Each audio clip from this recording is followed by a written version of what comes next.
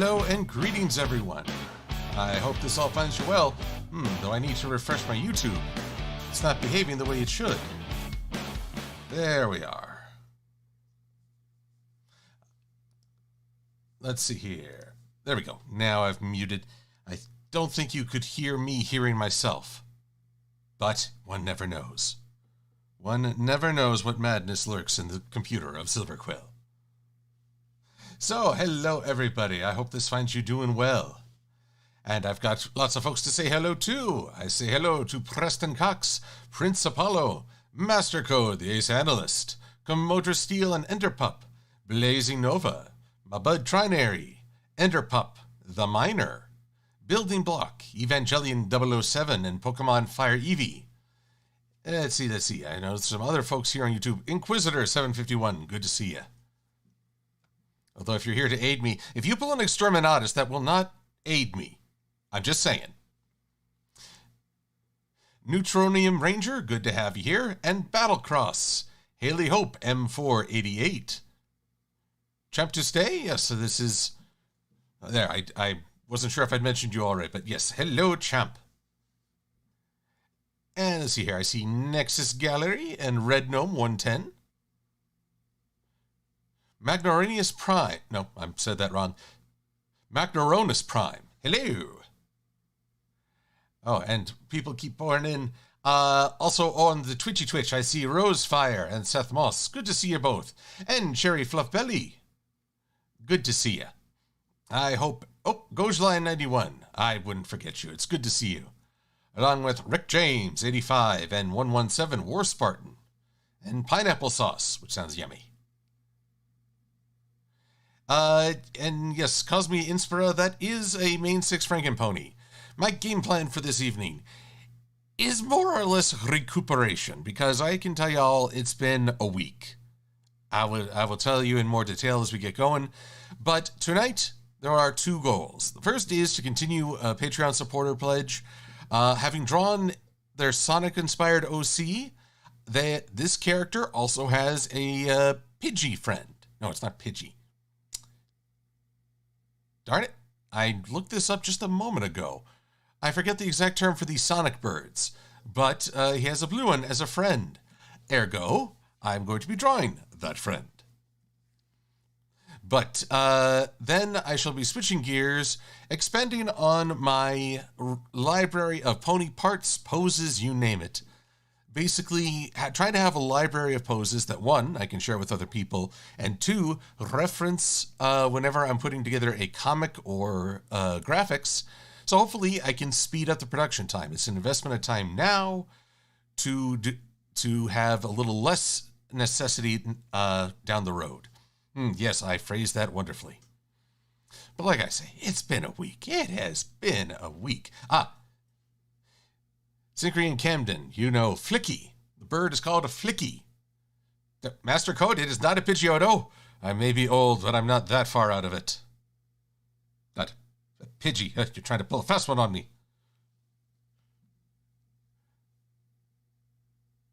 Let's see, Trinary has the right of it. It does sound like a store run by a macabre pony. Maybe it's a goth pony.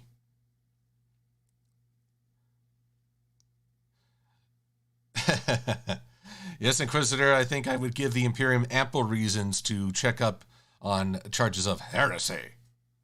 Though for some reason all I can think of is General Zod in the last Superman Man of Steel. Heresy! Destroy it! Oh, and hello, Blue Griffin. Good to see you.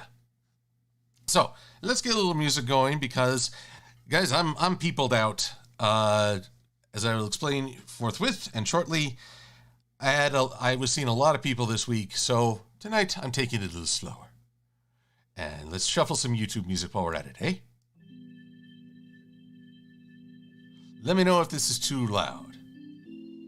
All right, so let's get going with Flicky. Which, I'll be honest, don't like the name Flicky. I feel like that's something you do if you were being mean to the bird. Don't be mean to the bird. Oh, there we go. I thought the music had poo-pooed on me.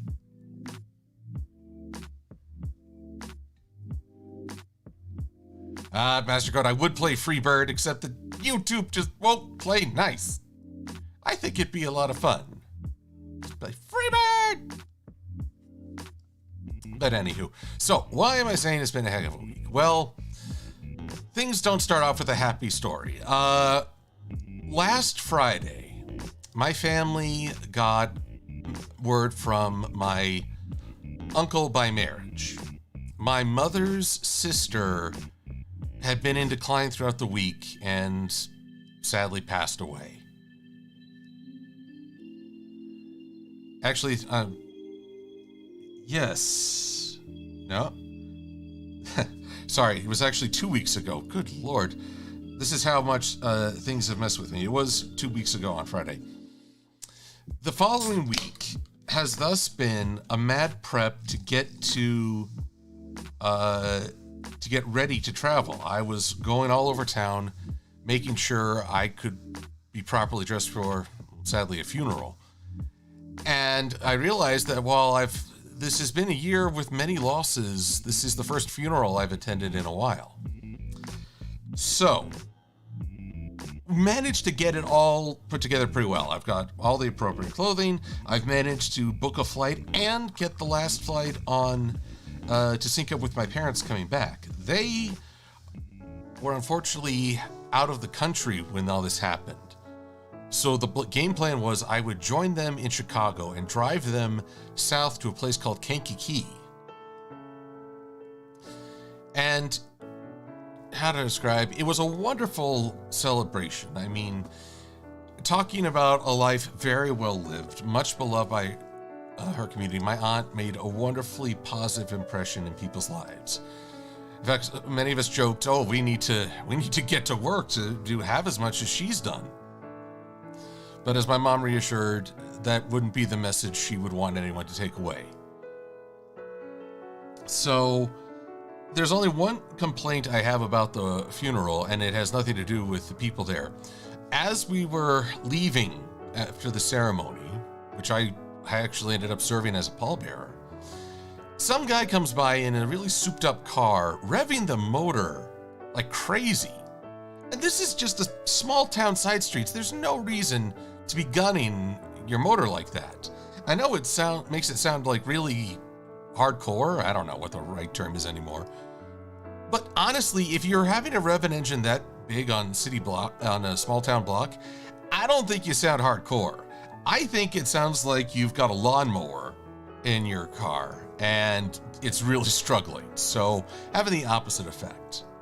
But doing that right next to a church, especially as a service is getting out, that's just a lousy way to go. But even then, my cousins joked, that my aunt would just say, "Oh, that's inappropriate," but kind of in a playful way. Good one, Trinary. It's not hardcore, it's hard-headed. Oh, okay. Turn down my sound effects. There we go. One of these days I'll get the hang of this thing. I have figured out why the music was getting all staticky, and I think I've corrected that problem. Because if you're like me, that was getting old. Oh, Preston, I'm a lawnmower? You're a towel.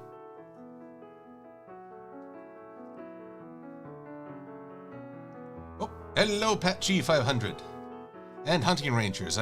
Everyone, I appreciate all the condolences. I see Keldo Studies and Venpai, all you good folks offering condolences. How do I put it? The thing about a funeral is that it's good when you can celebrate a life well lived and one that leaves a positive impact for people. Now, I confess, 2021 has been a year of many losses. As my family observed with news that's been pouring in, we've lost 6 people, not all of them family members, but 6 people in the span of a month. And that's just this month, September into October. I mean, I was having to say goodbye to people in January. I don't know what it is. Here's the thing. I will always encourage people to become vaccinated, to protect themselves from human malware. But unfortunately, life surprises us, and we lose people for any number of reasons. But that's all the more reason I want to say get vaccinated. Because if there's anything you can do to look after yourself, people you care about are going to appreciate that you took it. That includes getting vaccinated. So, that's me on my high horse. And now I'm drawing the Freebird. And this is a Freebird because, characters like Sonic, they go through the game and apparently rescue these flickies, which, to my surprise upon reading about it, these little guys produce so much power that Dr. Eggman uses them to power his badniks. That's why when you smash a badnik, usually a little animal pops out. I know that I remember Sonic Sat AM as being a great, being a great show in general, but it was actually a pretty interesting organic versus machine. But think about this. Robotnik just made green energy evil. Think about this. I don't think I've seen anything this wicked since the bioreactor in Subnautica.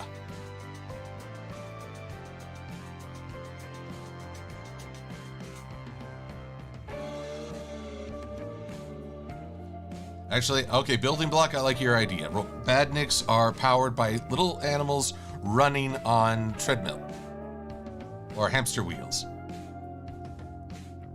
It's a fascinating idea, fully evil. God, this thing looks creepy right now. Good gravy. Look, I'm gonna be like, okay,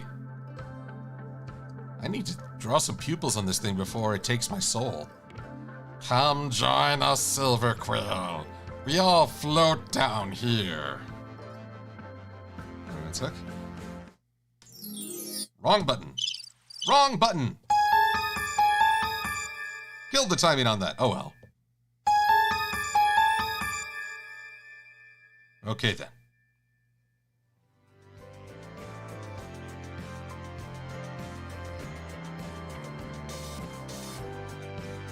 Melting ice cream pop. An apt description.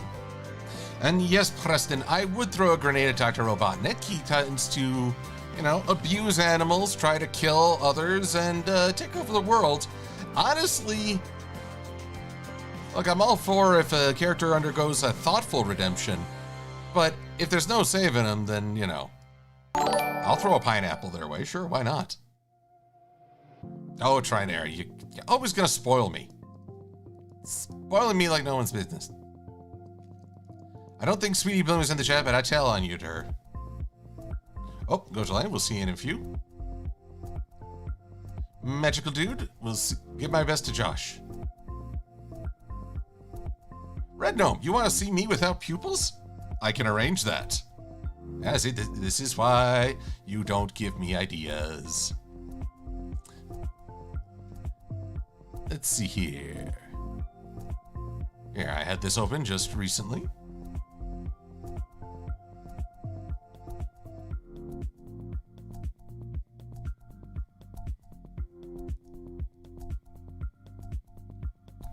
Here we go. Constructor Quill.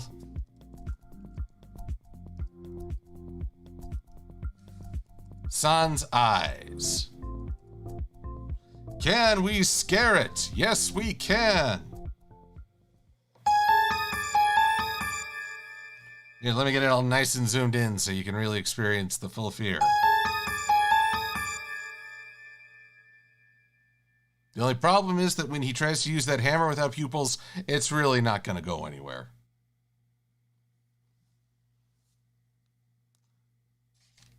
Let's see here. Bring back the music. It's Halloween. I guess I'm trying to scare everybody. Okay, it's not quite Halloween yet, but you know what? It's going to be soon enough. Because time has a way of flying. Like a flicky.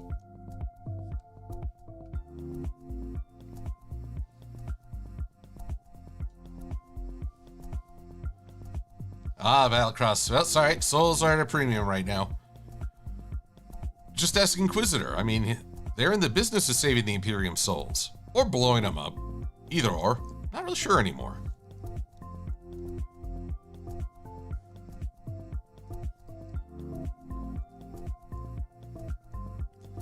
And let's see here. Get some highlights going. Okay, that looks slightly less terrifying. Still not sold on that beak, however.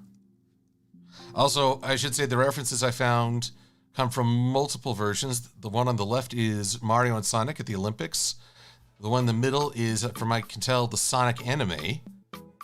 And I'm not sure what this game's from. Bob the Builder? Sorry, champ, I don't know much about Bob. I only know the meme of, can we do it? Yes. Can we build it? Yes, we can. Now, hey, props for, pep talk, giving people something to believe in. Honestly, I like it when too many employers, I think, rely on threat. It's that, can we build it? Well, you better or your ass is fired. No, it's, yes, you can. You can do this. Let's see here. What can I do to make this darn beak less terrifying? Jeez.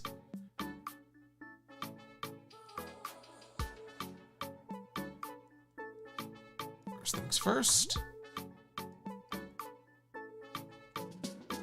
And let's try to add a little magenta into the red. Yes. And let's see how this looks.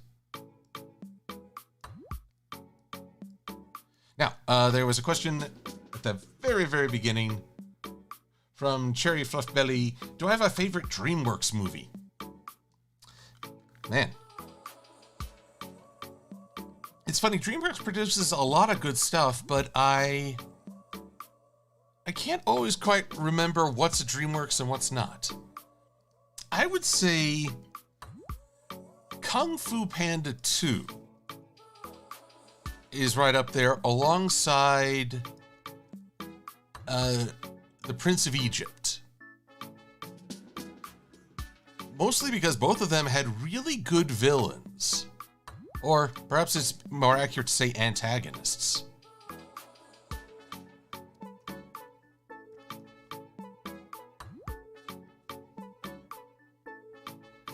Welcome, I am disappointed. Good to have you back. Oh, Hunting Rangers, I will not celebrate Christmas in October. And I will resist all efforts to do otherwise. How dare they? How dare? Let's see here. Slightly pink tongue, maybe? Let's see here. But yes, DreamWorks usually has really good villains. They're not surprise villains. They're the antagonists, but you might see a redemption. Oh, Preston, heck yeah, I'd run for the Headless Horseman. Unlike Ichabod, however, I would not stop at the bridge. I'd keep going until I was pretty sure I wasn't being chased anymore. Hello, Fox25. Ah, yes, Hunting Rangers. How to Train Your Dragon is another fun series. Okay, I'll admit the villains in that one, not so much. Not quite as memorable. Although, well, the father, who was technically the antagonist in the first movie, he turned out to be really likable.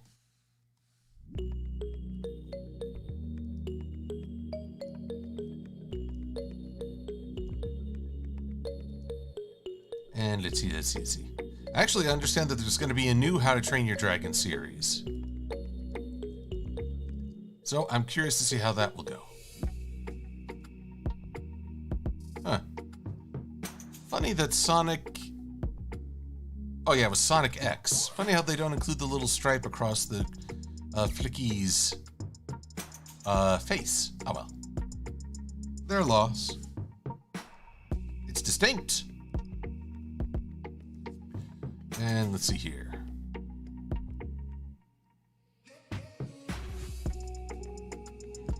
And let's see.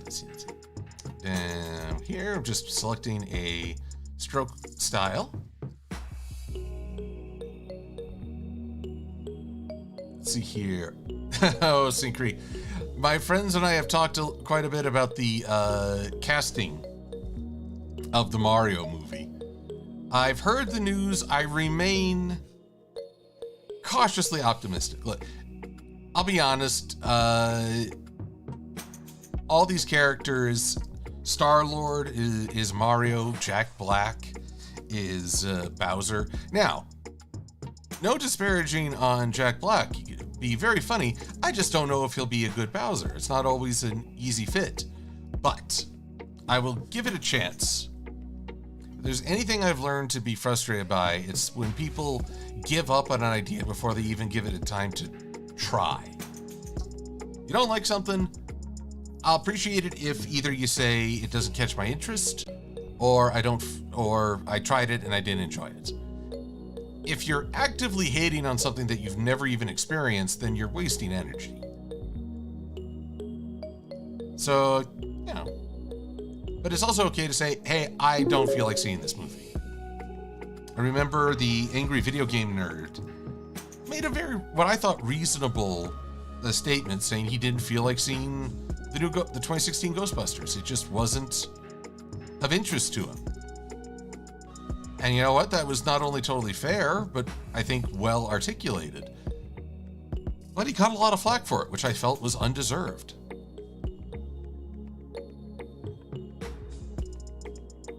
So we'll see about this casting. Now, I will preface this by saying I have a unique perspective on the Mario acting, as I have seen both the Super Mario Super Show, where a wrestler played as Mario, and then I saw the live-action Mario movie, which is best left forgotten to time. I'm just saying. So, honestly, the bar has been set pretty low for me. Can't deny that. It's like, you don't even have to be great at being Mario, you just have to do a competent job. And you have to not make any monkey jokes from Bowser. Though, in keeping with a talk I had with Brawny on his channel, if there are any pictures out there of Bowsette, Jack Black, any artwork, or if you would like to make some artwork, please send it to Brawny Buck. It will traumatize him terribly, and he will hate me for it. And that is all I could ever ask. I am not a good person.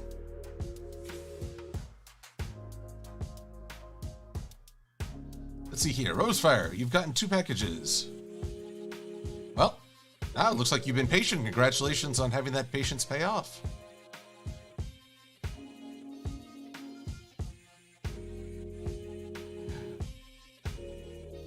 Evangelion 007, I saw the live-action Mario in theaters. I do not consider it king. The only thing that's weirder to me than that movie is the Mario Brothers anime, which is very, very old. Where, well, I thought this was just a weird thing, but in the end, Mario doesn't even get to stay with Peach. That's all I'm going to say. And I watched this like, I'm sorry, what? I mean, okay, fine. I'll take the, oh, dang it. Who does Family Guy? Robot Chicken. Seth. Nice. Oh, this is going to drive me nuts. Pardon me 1 sec. Doing a quick Googling. Kid of Comedy. Seth MacFarlane. Jeez. This is how out of touch I am. There was Seth MacFarlane's Cavalcade of Comedy, where they kind of make fun of Mario saves the girl and expects a kiss, and she's like, whoa, why are you expecting that? And I thought that was poignant, but funny. He said, what kind of Samaritan are you? What, they just want the little kiss? What, you don't expect me to kiss someone I just met?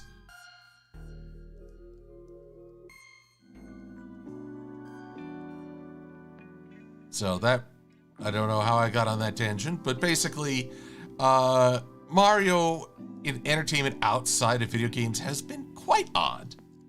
Yes, quite odd.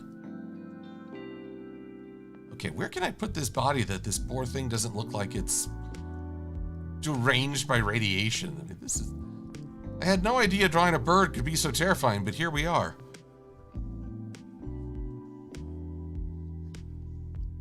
Ah.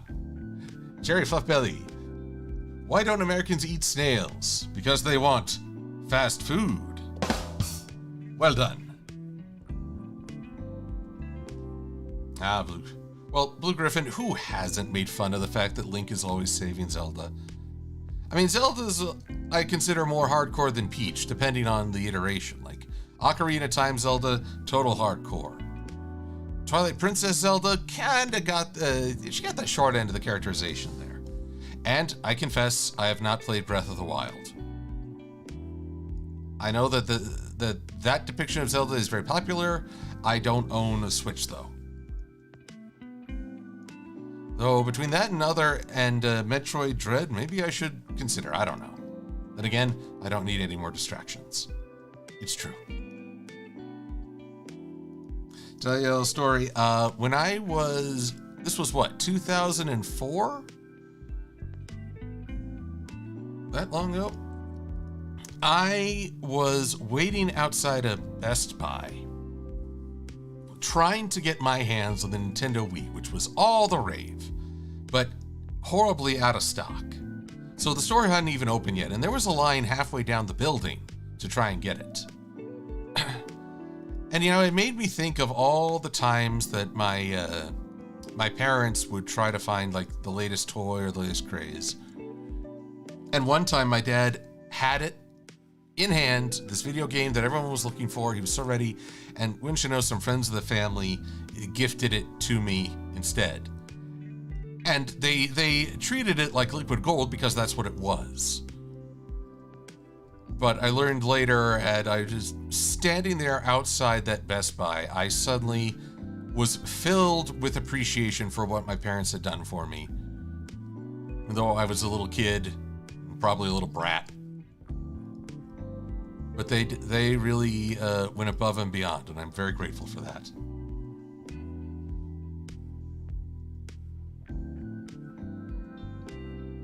Oh God, trying to your video. I saw a Turbo Man doll at action figure at Walmart recently, and I was like, why is this here? Why on earth is this here? Still don't know. It's what, 1 or 2 decades out of scene? Anyway, Blue Griffin wants to know, what do you call a group of crows standing in a field? A murder scene.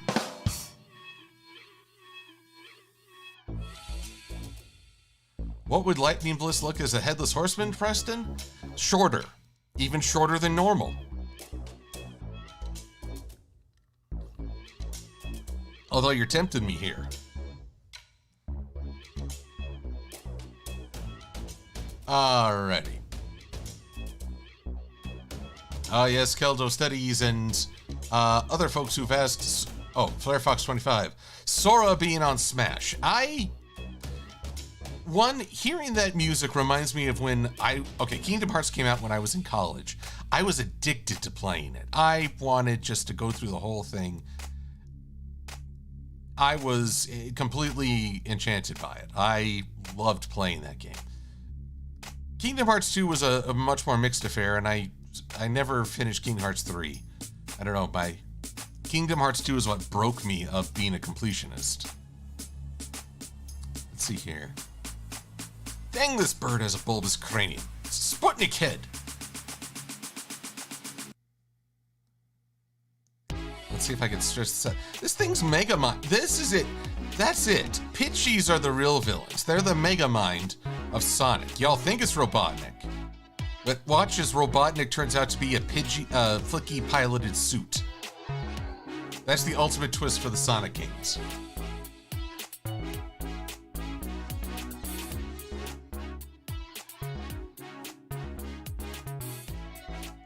So let's see here.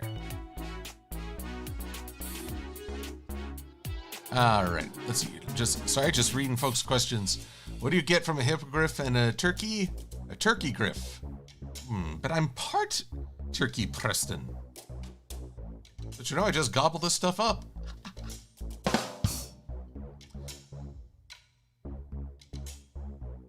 Well, Kingdom Hearts Slayer, which, by the way, very apropos screen name. Maybe a little on the nose. I don't know. I have never played Animal Crossing, so I have no specific opinion on any updates they've made. Only that I hope people have fun. So that's the whole point of a game. I mean, if you're not having fun, don't play it. Which brings us to a question: what do I think is the worst Nintendo game ever made? Let's see, who asked that question earlier? Worst. Let's see here. The worst Nintendo video game I ever played. I think that would be Winter Games, which was just so uninspired and boring. I mean, granted, there have probably been worse games mechanically and logistically, but this is what I've played, and Winter Games was not very fun. It was an attempt, but a miss in my eyes. Oh, there's my saying, in my eyes.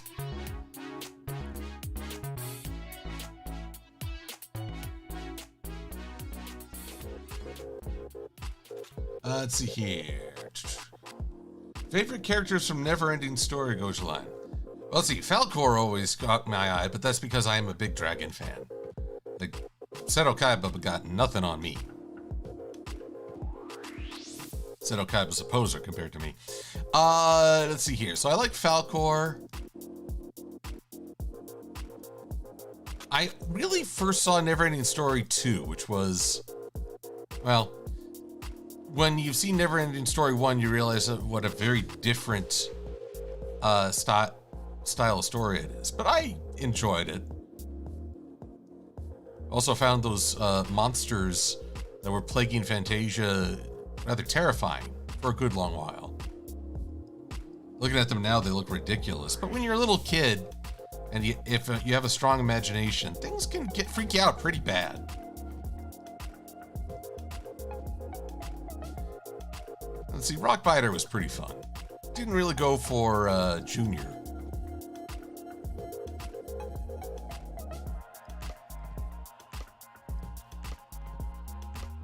There we go.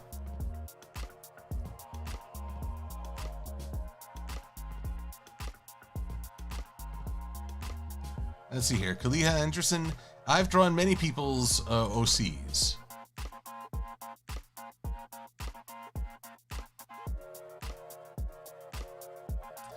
Let's see. Right now I'm well, I have to admit, this Sonic-inspired OC is pretty close to Sonic, but I've had the pleasure of drawing much more imaginative, different OCs, such as, well, Trinary has a really innovative design. And one time I even got to draw someone's OC whale. Now there's a tail.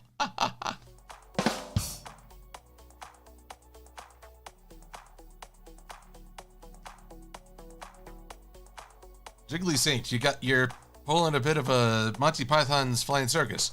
Jack Black was in Neverending Story 2. No, 4. No, 3.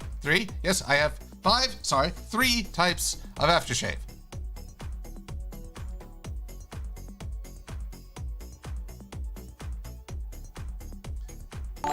And let's see here. Oh. Fox Anderson. Egads, Fox. What are you up to? You're gonna outdo Trinary there. Never know what to say when someone makes a huge contribution. Guys, I greatly appreciate any support. I mean, Trinary is a champ who supports even when I don't stream. Like, I'm in Kankakee, and I get a notice that Trinary has gifted me some support. I'm not even streaming! And now Fox Anderson is startling me. Oh, and with a very kind message. Hope that next month goes better for you. Well, I appreciate that, Fox. I am going to aim to keep positive, starting with Ponyville Cider Fest next week. I'm looking forward to seeing folks, to presenting, and I will enjoy just getting to share thoughts. Now, I haven't made a big to-do about the panels I'll be hosting. One of them is titled Applejack Appreciation, inspired by someone's question at Everfree Northwest. Can you do a panel on, well, Applejack and what makes a good Applejack episode? Which is a hard sell because I would argue that Applejack only has one good Applejack episode. She has been in some wonderful co-star episodes. She has had a wonderful role in episodes or episodes with her family. Honestly, most Applejack episodes become Apple Family episodes, but there are very few truly Applejack focused episodes. And I think that's because she's a hard character to write for, being the even keel of the group. Trinary, Sound of Silence is a very good episode, but I would argue it is not an Applejack episode. There's a little bit of Applejack and Fluttershy, but let's face it, Autumn Blaze stole the show.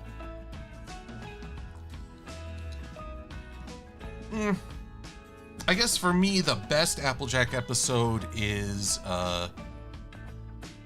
it's not Fame and Misfortune. Wait, Fox? Did you do it again?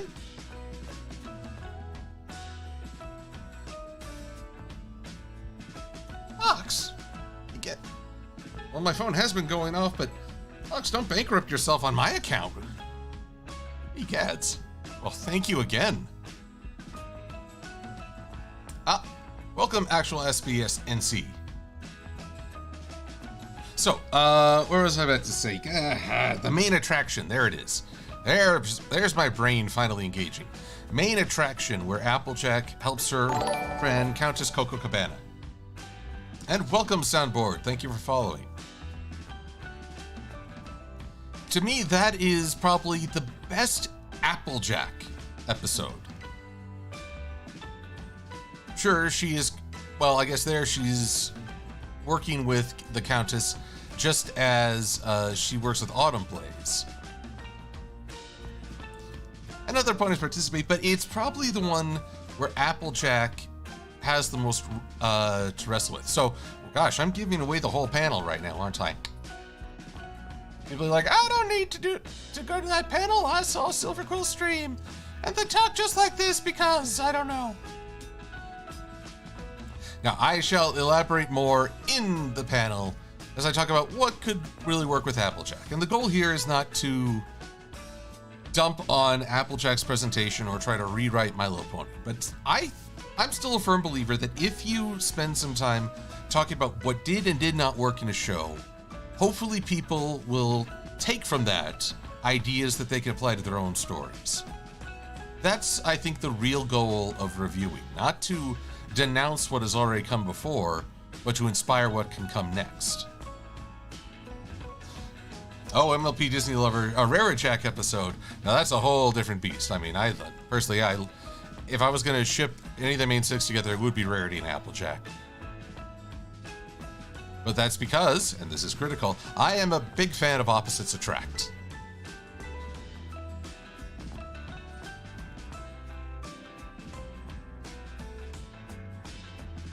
Stephen Newcomb? Oh, Steve Newcomb. The Simpsons Get Source. You know, I saw the Treehouse of Horror just this past week. One, I was rather startled that they actually had a Treehouse of Horror, you know, in October. It's very novel in and of itself. But it really didn't impress me. I didn't laugh. Trinary, you're thinking of Simple Way. Oh, well, you're talking to Battlecross. My bad. My illustrator hath crashed, but I was saving.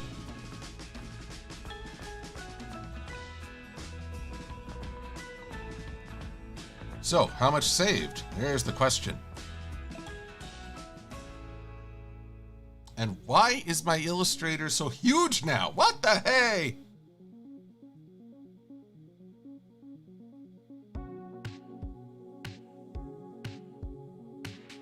Soundboard. Good to see you. I fondly remember you were showing me a Kamen Rider. You had the D-end henshin gun that scanned the cards. I'm pleased to say I could actually find that at a GameStop recently, so I have a copy of that. Now, I was saving, but have I been denied? Mac, have you betrayed me?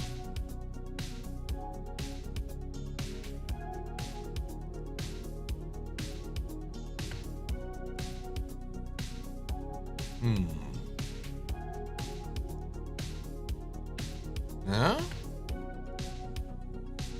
No? Oh my gosh. Did I lose all that just because I was saving as it crashed?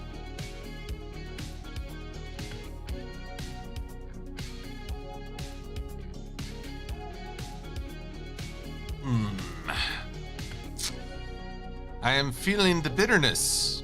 Yes. The bitterness of trying to save and being denied during that save, which is not making me happy. I am a sad Silver. I'm also slightly annoyed Silver. File does not exist.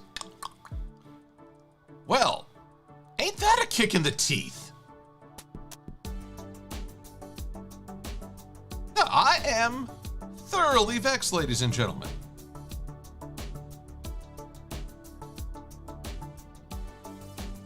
Synchree, I don't think I can ever save too much. But still, what a bitter pill. Right? It's like, I'm doing what I was supposed to do. I was saving. I was waiting for it to save. It crashed when it saved. And now it's not recovering. Okay.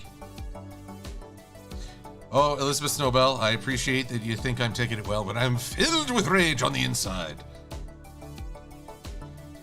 Oh, wait, you know what? There's an appropriate line for this.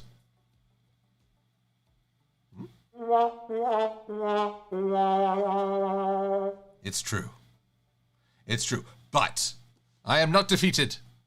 For you see, this is where the stream hath saved me. Which is a bit ironic, given that that Illustrator failed to save. What I will do is I will go back, and when this stream is fully processed by the YouTubes, and I will use what I drew previously as a reference to redraw it. I shall resurrect it, and therefore, well, it's too bad that got stolen from me by just simple computer misfortune, but because I'm still streaming and because this is immortalized on the stream, I'm not without options to make a comeback. This is life, ladies and gentlemen. It throws you any number of pitches, but you bounce back.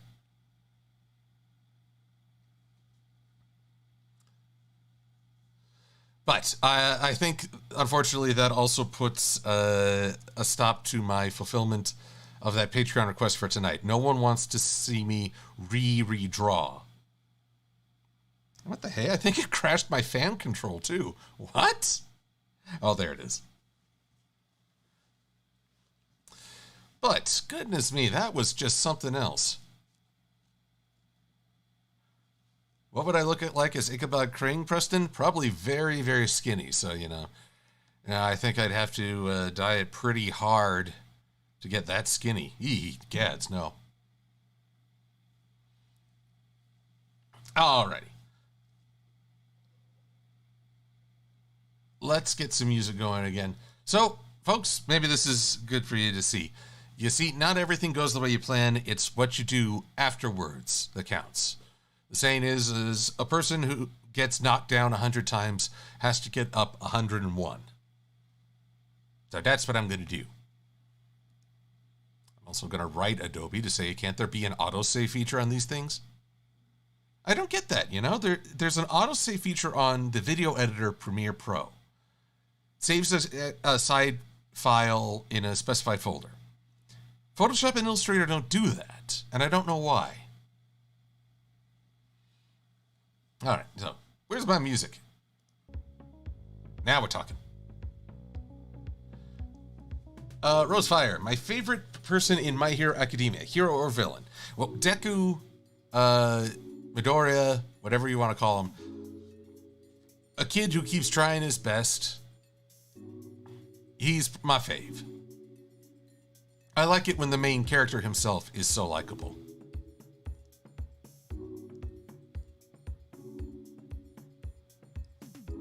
Now, let's see here. So now we're going to make good on that thumbnail and draw just a bunch of pony parts, and you will wonder, what crime against nature have I created this time? Because you know what? My file was lost, and now all bets are off.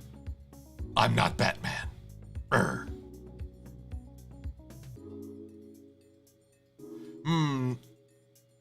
Carlisi Cullen.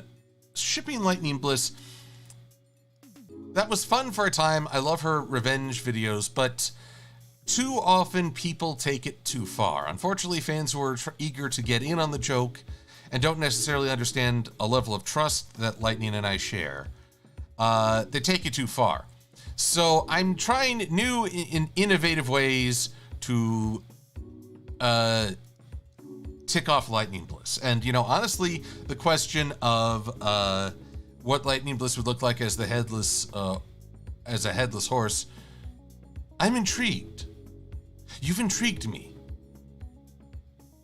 I highly recommend, but only if we can make fun of the fact that she's even shorter now. In fact, you know what? That'd be great. Headless Lightning Bliss standing on top of the pumpkin head, trying to look me in the eye. And I'm just saying, yeah, you're shorter now. Yes, that would spark a little bit of Bliss Rage. Yes. I'm thinking of this now. My mind is a buzz with possibilities, provided my computer doesn't poo-poo on me. Because, you know, computers, for lacking any biological components, they do sure love to poo-poo on things.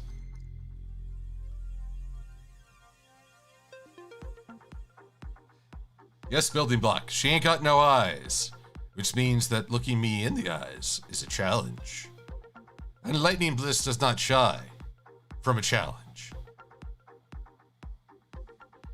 Ah, Kamodra, you can't slap the cuffs on me. Therefore, can I really be under arrest? Haha! I have found my logic is flawless.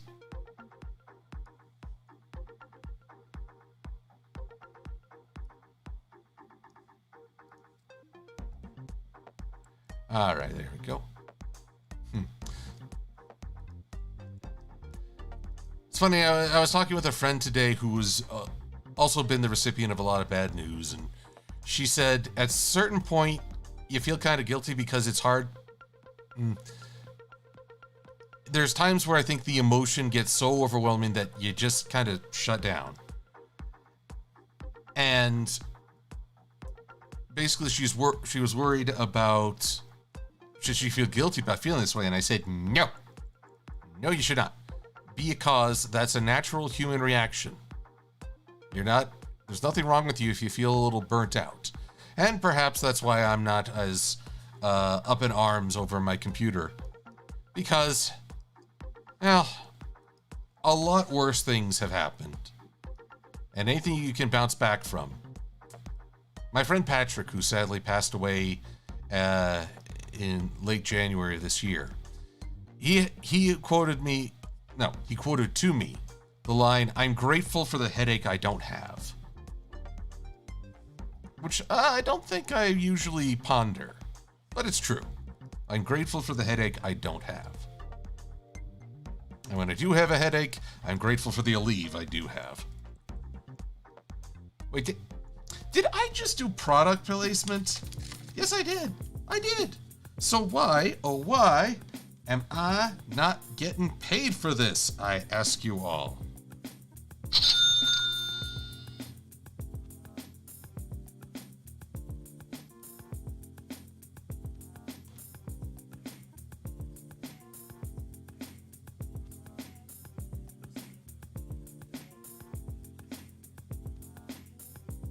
Let's see here.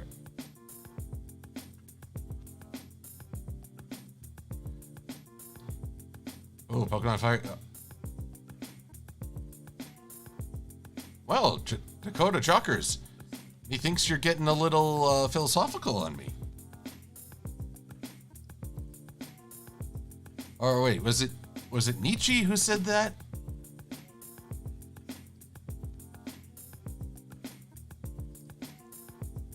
But I'll tell you guys true. If you like sort of a rock opera theme, there is a song called "This God Is Dead." I know it sounds awful, but it's very different. I recommend it. I actually really enjoy listening to it. Now let's see here. Screenshots. Not you. You. Okay. Truth be told, I snagged these screenshots and I'm never quite sure. I'm not always sure of the why. Because in this scene, you could snag, I don't know, some Vector of the Roses. But I think the Stallion... Nope. Got a Stallion limb pretty similar. I believe... I'm actually going to draw the reclining Big Mac.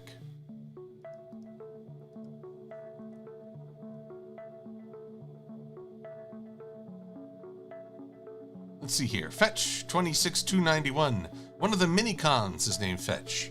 I could never keep up on all the minicon names, not helped by the fact that the American dub company for Transformers Armada kept changing their names.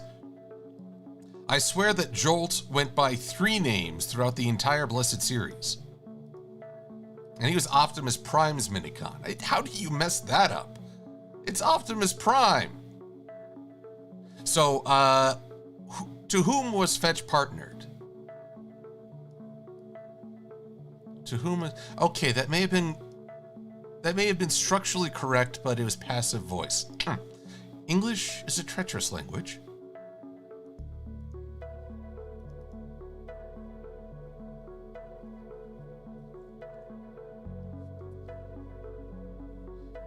Keldo Studios, have I heard of Deltarune? I can't say that I have. I confess, though, that it sounds very militaristic. Maybe because I'm used to Delta Force. I don't even know what that is. Goja Lion, I appreciate... Well, here, let me pull up the Twitters.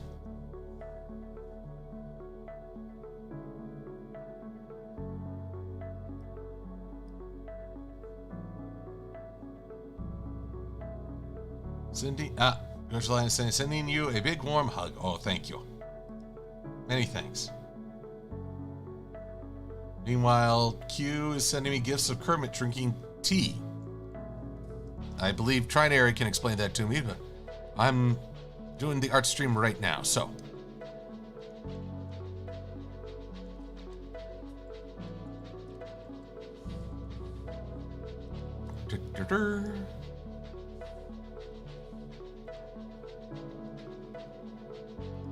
And now I'm going to save because, you know, all right, that is a good idea.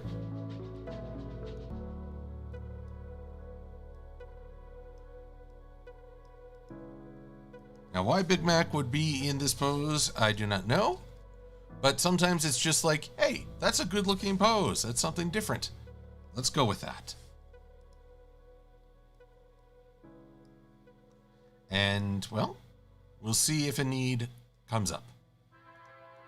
Maybe for Valentine's Day, be like, hey, Sugar Bell.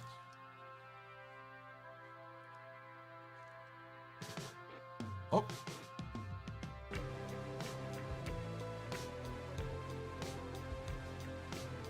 Oh, Deltarune is the sequel to Undertale. Good, great. I didn't even know. All right, Prism Shard, you might as well give me the smack because I have not yet seen Cobra Kai. I'm still working on... I'm not even going to say the name. It's too painful now. But, you know, that stuff that I should watch but somehow never do. I've actually made quite the skill of it.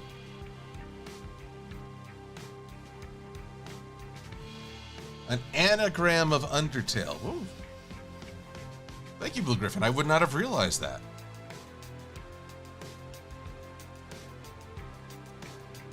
Welcome, Helsing Ghost. Okay. Panels. I need to get better at this. Normally, I have a PowerPoint that I'm running, but I do have the camera recording as well. My flaw is that I need to make the time to edit together a panel, so that you can see what I have up on the screen, even though you're watching on the interwebs. The smarter thing to do would be to screen record as I'm giving the presentation, so then I can slap one recording over another and bada bing, bada boom. I guess I just need to get smarter about that.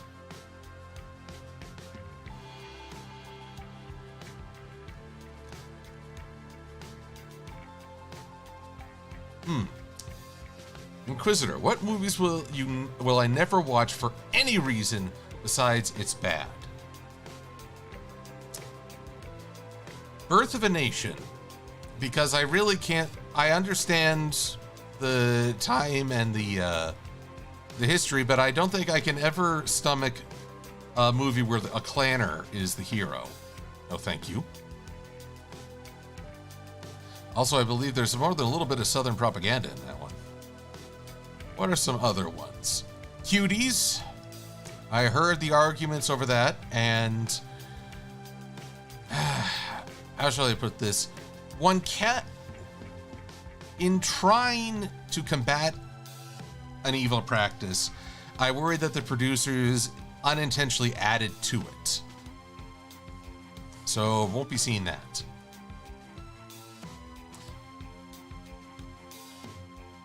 I also recently learned that folks have been saying on Twitter that while working on Chappelle's show for a scene that involved characters acting like they're part of the sex industry. Sorry if I'm getting a little rated R here.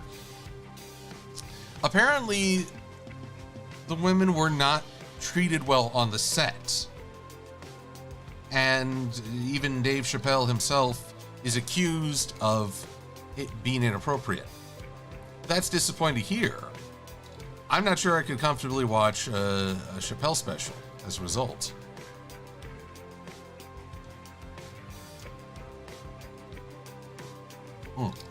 Troy Nair is confirming that Birth of a Nation is propaganda start to finish. So, yeah, I'll pass, thank you. I understand that as one of the earliest films, it has a place in history. Cannot deny that. Hey, look, I got plenty of headless horses right here. But I personally do not need to see that.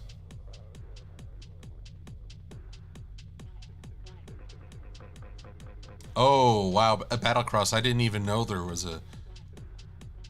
I'm sorry, is this a movie on the World Trade Center or a documentary? I mean, I have my own memories of that day. Oh, goodness, I'm sorry if I'm not being terribly, how should I put this? I'm not being terribly upbeat today because things have been rough. Not gonna lie. To be like, what's going on?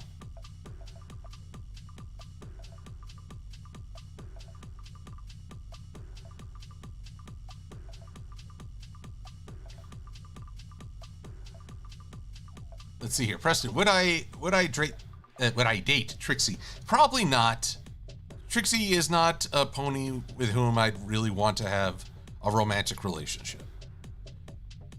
Too much selfishness, and not entirely sure. But then again, maybe the right stallion or mare would bring out a different side of her. But I don't think I'd be that character.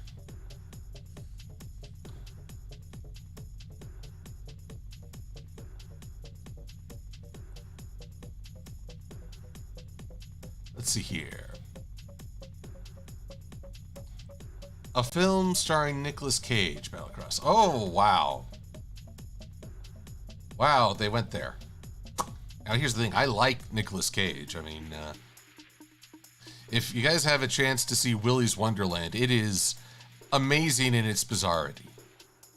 I know it sounds horrible, but it's not as that demented. But it's a really well done. If you're a Five Nights at Freddy's fan, I think you'll really enjoy it.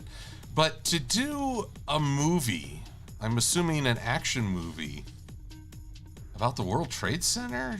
No, I would give that a pass. Might be really good, but I don't need to see it. And you know what? It's okay to say, I'm not going to see this movie. I'm going back to Angry Video Game Nerd and his opinion on seeing Ghostbusters. I don't believe it's right to try and force someone to see a movie. Encouraging someone, sure. I went to go see the Ghostbusters movie because, again, I wanted to say, okay, I saw this. Now I can have my own informed opinion. That informed being, I saw it. But I'm really, I didn't enjoy that Ghostbusters movie. Now, gosh, Ghostbusters, there's a new Ghostbusters movie. One that it literally is a sequel to the original.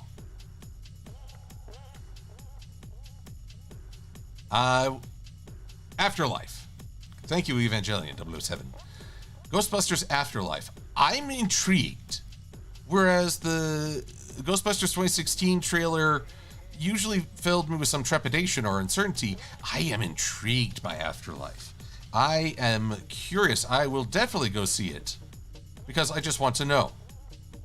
Will it be good? That's the question before any movie. It's a good question to ask. But honestly, it's very rare that I can go into a movie with the surety that this will be good. And if there's a movie where I think this will most assuredly be awful, I will probably not watch it. I can't say there have been many movies I've seen where I expected it to be bad and really was amazed. I guess Onward. I had lower expectations for the setting based on, it's just take a fantasy creature and put them in a modern context. But the emotional core of it was very strong.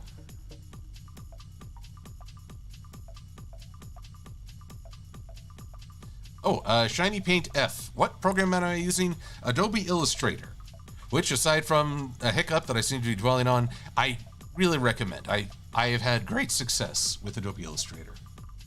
Oh, Gojo Lion. Yes, the 50 Shades movies. Steer a clear. There is no reason to see such a thing. I'm floored. Folks who wanted to encourage me in my writing said, oh, look, this started out as a fanfic and now it's its own franchise. At the time, none of us knew what it was about. I appreciate the sentiment, but it's kind of funny in hindsight. One might say, after the fact. Ah, Noah. Hello. My favorite moment with Brawny Buck. Let's see here. I think my favorite moment would be at the final BronyCon. He was in his King Sombra outfit. And I made a joke that actually got his King Sombra character to run away in terror. And so we recorded a picture of me waving goodbye, saying, run as far as you like, you'll never escape that image. That was probably my favorite moment, driving him nuts. But I'm also grateful Brawny at Everfree Northwest swung to and helped break down my vendor booth, which many hands make for much lighter work, and I was lucky to have a lot of good friends helping me out, including Sweetie Bloom. She will not accept credit for her contributions, but they are very, very, very real.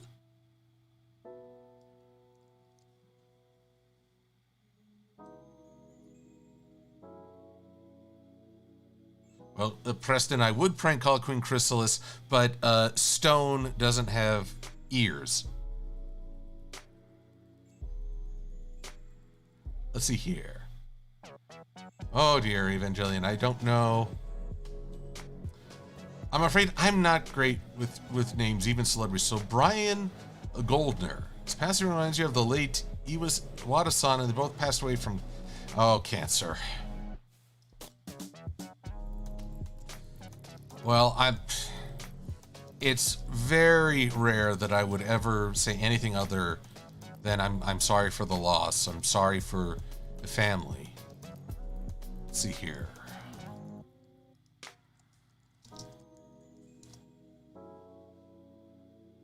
Yes, the CEO of Hasbro. Yes, I did see the news on that. Took a minute to put the brain to get to work. I don't know how much of My Little Pony's success we owe to him and his direction. One of the hard things about being an executive producer is that you sign the checks, you might not be as heavily involved in the production. I don't want to give or take away credit unduly. So all I can say is he served as a member of Hasbro, CEO, and taken far too soon. Which is why I hope people will support cancer research, because, well, it's always a reminder, as we've been on pins and needles for over a year with, well, human malware. But there are a lot of problems confronting us all at the same time. It's rough. Boy. Hey, Snowy Motorcycle. I've had a good day. I realize I've been waxing poetic about some of the harder things, but it has been a good day. I got to hang with my bud Cruelica, and tomorrow I will get to hang with both her and Kaiju no Kami, and those are good days. Of course, we'll be hanging for a while, so one of the marks of our friendship is that we can all just sort of work on things, surf the net, and there's just a comfort in one another's presence. Don't get me wrong, I enjoy parallel play, I enjoy getting to do stuff with them, but sometimes it's cool that we can just sit and be as friends. That's why when we watch My Little Pony and Twilight's like reading a book, even though she's with friends, I don't resent her for that. I think other people might find it a bad act, but I get it. Oh, excuse me, now I'm yawning. Well, Trinary, Kaiju no Kami definitely posted his video first, but I would claim shenanigans because the files he tried to send me was 25 gigabytes in size. So while he could transfer it to his computer, I had to log into his computer on my Google Drive, upload it to my Google Drive, which that took more than a few tries, and then download it. So yes, he got it first, but, well, I got to play with the audio and add the Izzy Tadas, so I still like what I made.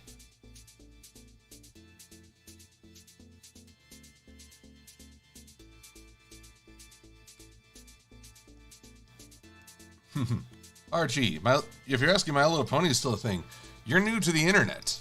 I defy you to find something on the internet that isn't still a thing, in some form.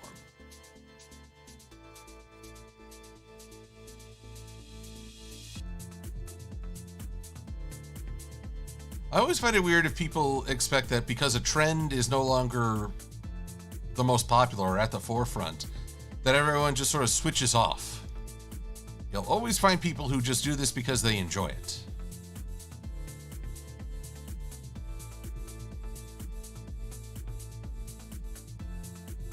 Trying to, but Rock Lords are a part of the GoBots. Actually, I'll tell you this, Rock Lords, I watched that Rock Lords special. For those who don't know, gosh, I don't remember which company produced GoBots. I think it was Mattel. Their attempt to cash in on the Transformers, well, GoBots came out first. That's the funny thing. But either way, they had the odd idea of robots that transformed into rocks. rocks. Look, unless I'm giving this gift to Charlie Brown at Halloween, I got a rock. I don't understand why anyone would want a rock. But they created this movie. And I still remember in one of the scenes, the Rock Lords are having a big battle. And the villain, some unknown, some red-shirted ensign of rocks, charges the main villain and gets cut into pieces with a very audible scream. And even as a kid, I was like, whoa, can the GoBots do that?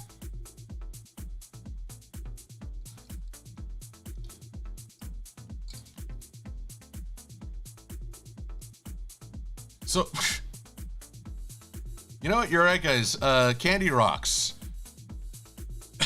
Would that be the new reboot of Rock Lords?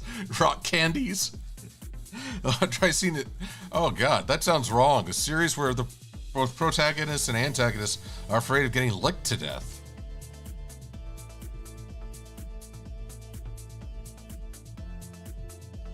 But yeah, I still remember that was surprisingly hardcore of them. Of course, I also remember the Rock Lords came to the GoBots' home planet, Gobotron, seeking the aid of, quote, the mighty GoBots. And look, I'm just going to run this by y'all. Which sounds better to you? The mighty GoBots or the mighty Autobots? Both sound a bit corny, I admit, but of the two, I'd roll with Autobots. GoBots. It feels like their opponents should be the Stand-Stillatrons.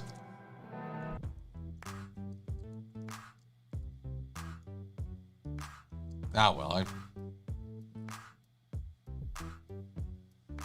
Why Rock Scotia Lion? I think because, well, here's the thing about the 80s.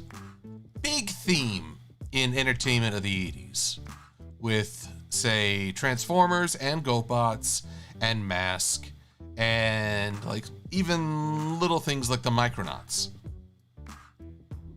That was, yep, I'm gonna take that. One of the things about that entertainment era was that it was always an effort to find the exceptional in the mundane. The idea was to hide characters or stories in plain sight, which is where a lot of the appeal came from. Even Ghostbusters, the toy line, would have all these cars and vehicles that would transform into these freaky, possessed nightmares. And they looked pretty freaky. So Rock Lords, I think, tried to play into this idea in that you wouldn't expect to find an advanced robot as a rock. At the same time, it's a rock. There's the mundane, and then there's the boring as can be.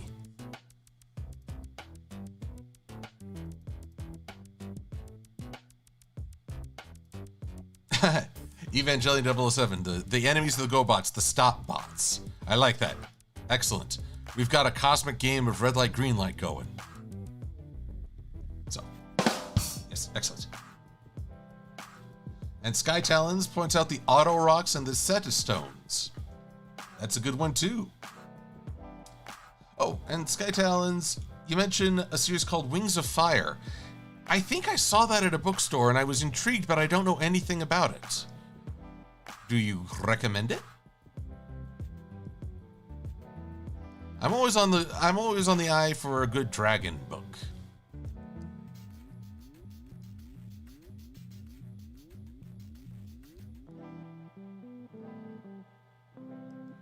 Let's see. Oh, Trinary endorses Wings of Fire. And I've made Pokemon Fire Eevee choke on their drink. I apologize, and yet at the same time, I'm not sorry. There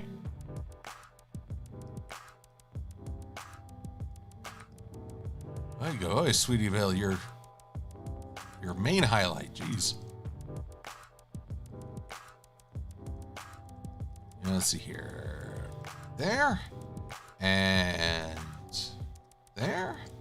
And, ooh.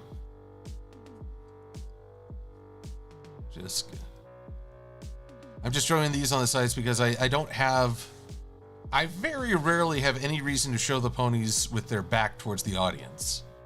But one never knows. One never knows. Okay, so we'll just tuck these away in the corner. And yeah. And move ever onwards.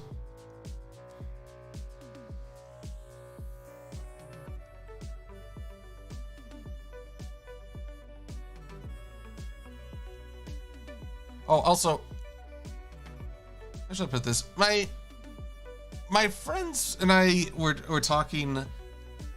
Wait, I don't even know how to describe this. There is a Japanese superhero show called Ultraman Trigger, in which they use a popular Japanese romantic trope where a guy has a woman against a wall. He's leaning in very heavily towards her, and she's looking like either shyly away or kind of intimidated by his presence.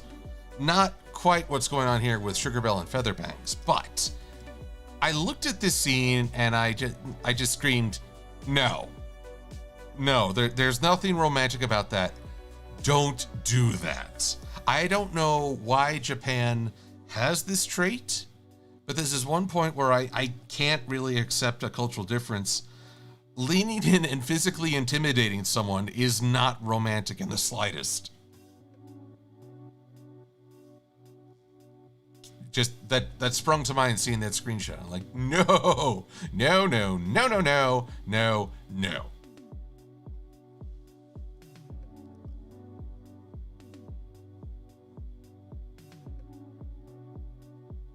Let's see here. Purple Fire Kitty, would you ever have played a game like Psychonauts where they deal with mental health topics? Well, okay. The thing with games is I would play mostly to have fun.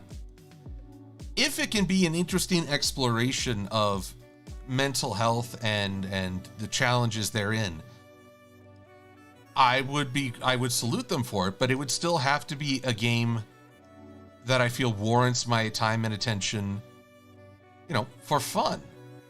And I admit the two don't sound easily reconciled. Now, I admit I have not played Psychonauts. It may do just what I described, but I missed the boat on that one. Oh, wait, is that even a good thing to say anymore? I didn't get in on that. Oh my goodness. I have to confess that these days, a lot of the sayings and terms that I grew up hearing now have much more terrible connotations. It's hard to sometimes double check what's going through my head before it heads out the mouth. But you do the best you can, and hopefully people understand that.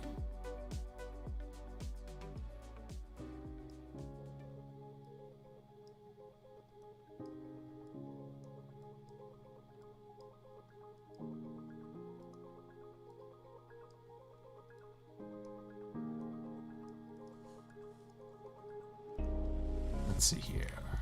Pardon me a moment as I just... Oh, Hunting Rangers. Have a good night, and we'll see you again. Let's see here.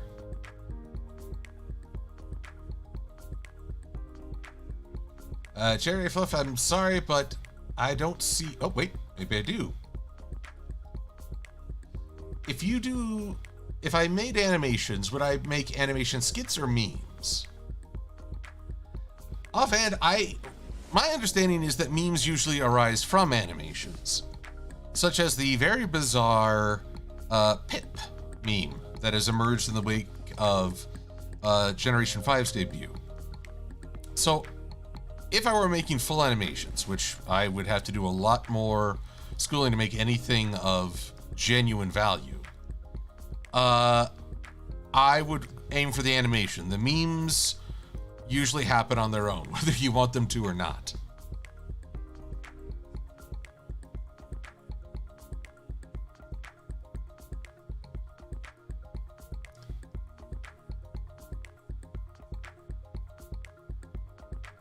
Let's see here. Pokemon Fire EV, like how MLP takes common love tropes and say, don't do that. Oh, right, like like Big Mac leaning in for a kiss without permission. Honestly, you know the weirdest thing for me? Watching this episode of Hard to Say Anything? The fact that Sweetie Belle was thinking of the damsel in distress trope. I was like, really? Equestria always seems, well, more balanced. I'm surprised that trope is a thing. And don't get me wrong. Again, I speak as a child of the 80s and early 90s. Rescuing your love interest from some dastardly villain was usually the shortcut to getting a story going. Especially in video games that couldn't do the level of storytelling that is more prevalent now. So, yes, in some ways I do see the romanticism of that trope, but at the same time, it's a trope that's I think is better left in the past. So, I was really surprised when Sweetie Belle even brought up the idea.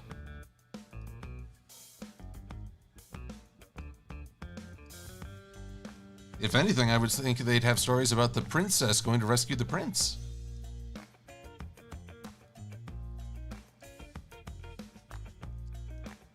But what have you? There we go.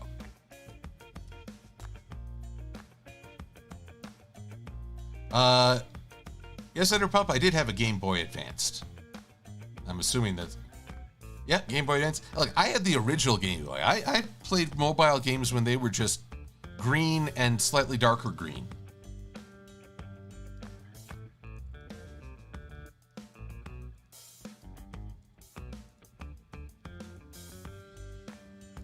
There we go. I'll have to better organize these into like sitting and standing and exclamations. Jump for joy.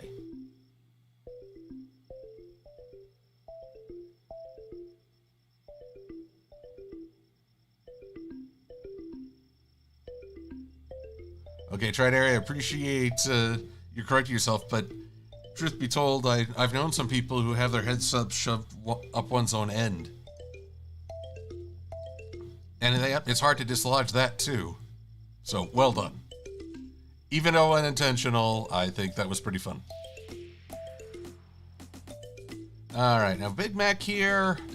Really don't need the whole body, as that's pretty much the neutral stance. It's more just that extended hoof.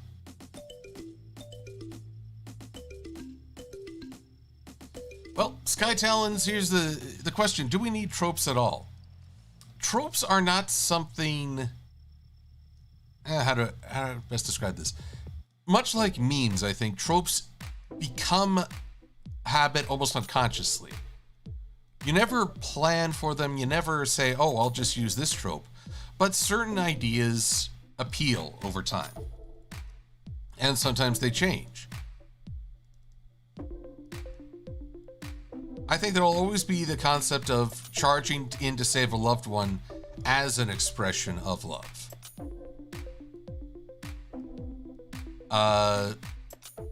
But how it's executed, that will always be a trope. But how it is presented, how it is developed, that is more of a challenge.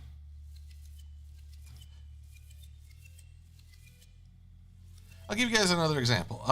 This week featured the end of IDW's My Little Pony Season 10, which, to say the least, received mixed reviews from the fans. I had fun. I didn't really feel like an end to me, but I was pretty pleased with it.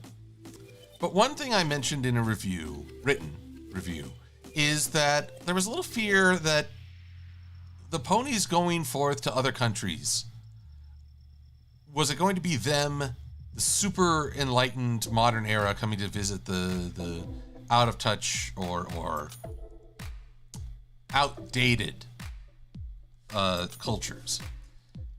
Which it was not, by the way.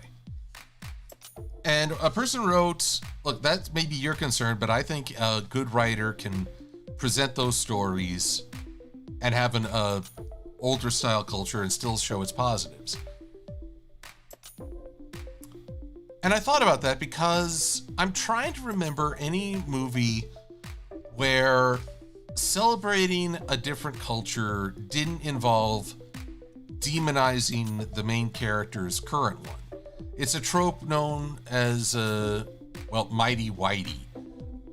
A character like in The Last Samurai or Avatar, they go to see another culture and become its champion, even though it's usually an alternative to their more modern culture.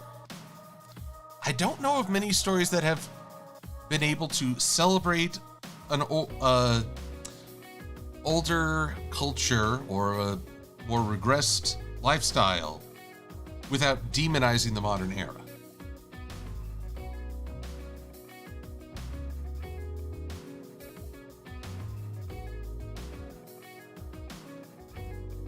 Cherry Fluff. I will do my best to check out your art video. Thank you. Anywho, that took a long-winded explanation, mostly because it's trying to fit it into words. So, there's a strange argument. Technically, any story can work if you have the right writer. Problem is, does that writer exist? Because in some ways, we're speaking to an ideal. I'll give you all another example. There's a book series, I've railed against this before. A book series where to battle an alien invasion, soldiers from past wars are rejuvenated to their full youth. So they have a veteran's experience combined with a youthful body. Ideal soldier. Problem is that in one book they took officers from, the Nazis. They reinvented them and did an incredibly disrespectful dismissal of any concept of war crimes. You could argue that a really good author could make that work.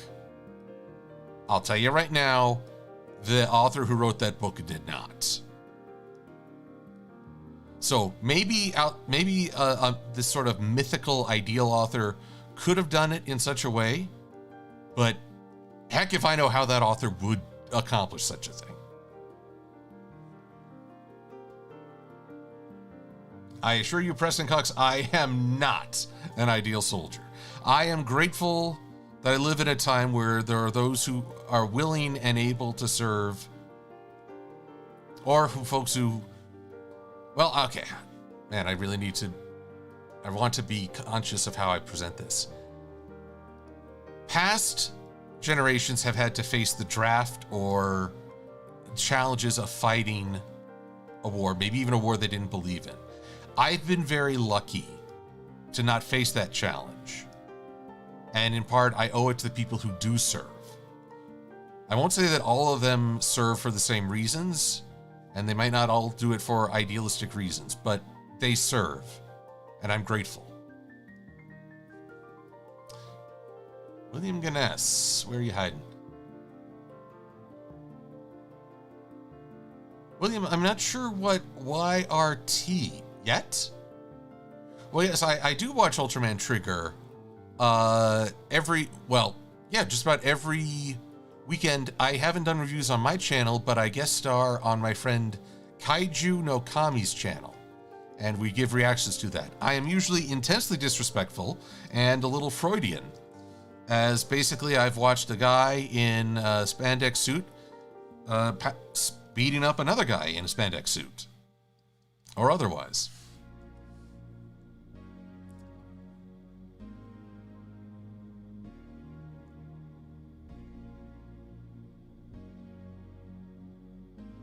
Jude, I'm sorry, but I don't think I saw your comment. Or is it Judd 3300?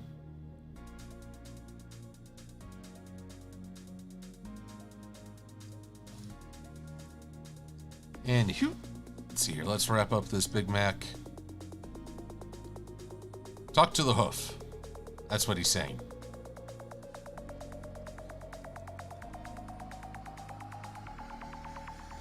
Actually, I was just saying is halt, or I'll say halt again.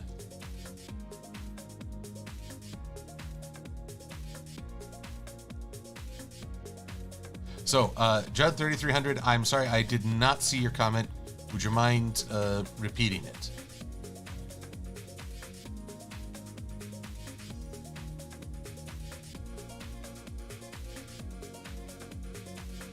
Preston.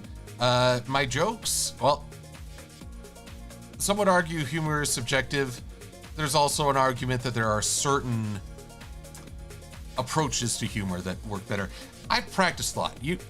I'm pleased that everyone thinks I'm funny, but you guys didn't have to grow up with me, where I made all manner of pop culture inside jokes that people didn't get.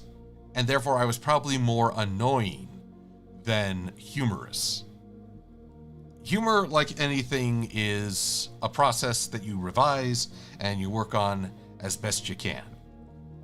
Now, speaking of revisions, I'm going to take this sitting pose and I'm just going to change the hoofs and add some wings because, well, Nightglider is kind enough to provide that pose for me. Soundboard, favorite riders and Sentai Rangers. Alrighty.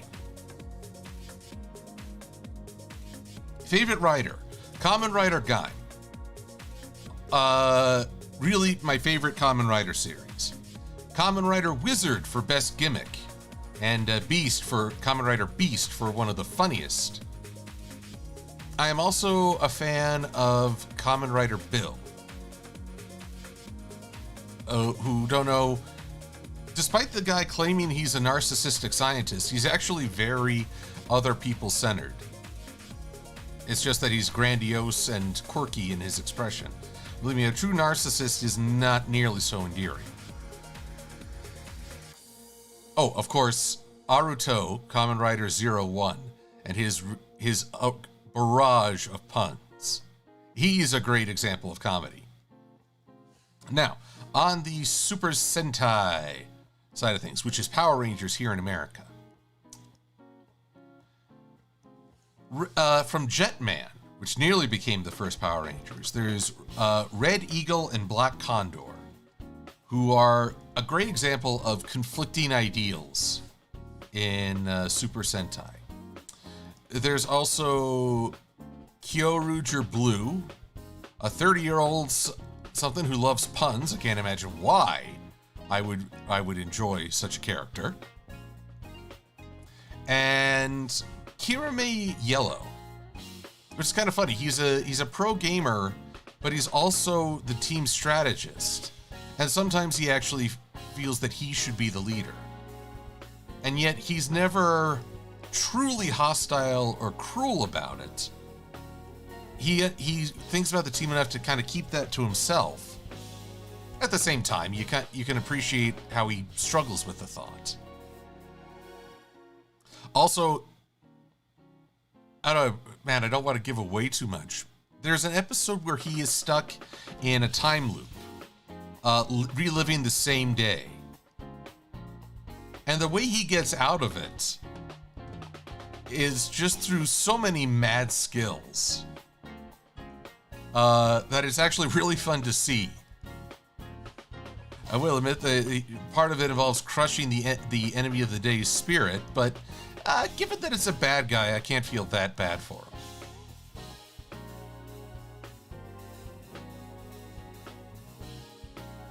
him. Cherry Fluff, well, being a substitute teacher, well, a substitute teacher doesn't really get to choose what they teach. I mean, they are by definition filling in for the other teacher.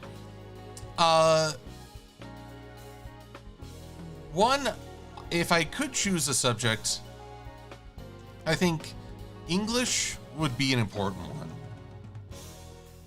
And oddly enough, history. Even though I'm not a huge history buff in the way, say, my father is.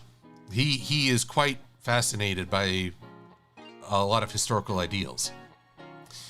But I feel like we've done history a disservice because we make it all about memorizing a date of an event or summarizing a chain of events, again, via the date.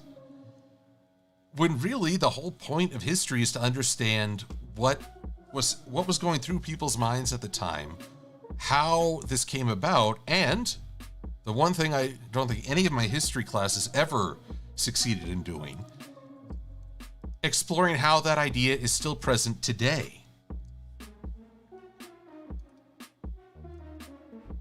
We like to think that we evolved beyond a certain mindset, but the truth is we'll always wrestle with aspects, and studying history and how people wrestled with that themselves is rather critical. So I'm always a little sorry we don't get more of that talk. Ah! Anyway, Christy is here. Good to see you, Safi.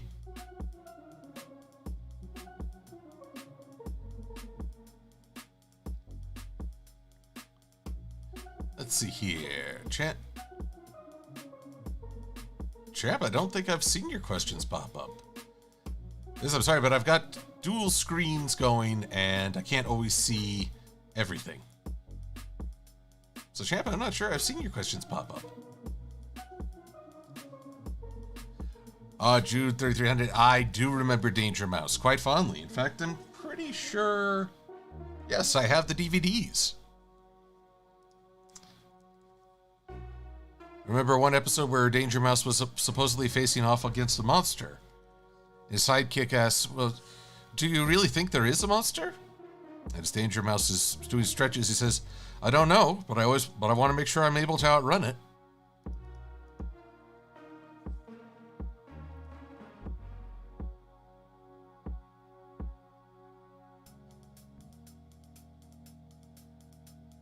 Alrighty. Okay, Champ, I have not seen Muppets Haunted Mansion yet. My favorite Muppet song gotta be The Rainbow Connection. Or hearing Beaker try to do Feelings. Or Beaker and the Swedish Chef trying to sing Danny Boy with Animal. And they're breaking down. They're getting all weepy. Just singing it.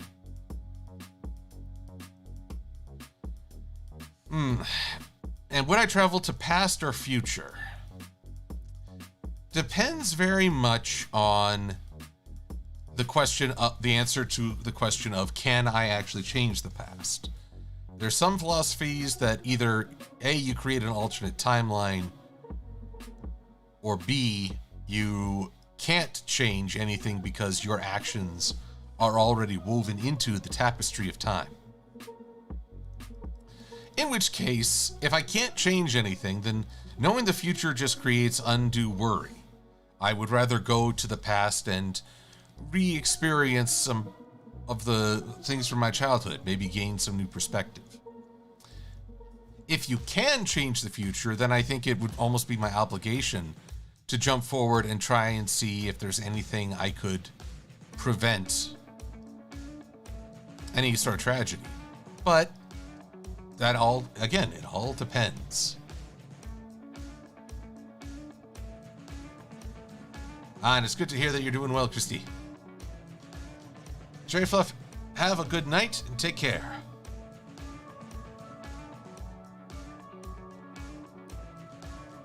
And Derpup, here's the thing. Cheating on a test might work. How do I put this? It works in the moment, but the whole point of a test is to not only make sure you know what to do or how to answer, but you also learn how to study. If you become so dependent on cheating that you can't function otherwise, you're pretty well screwed. So I know there's always the whole, oh, cheating is bad, don't cheat, okay?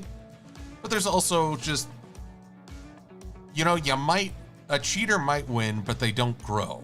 And sooner or later, it always bites them.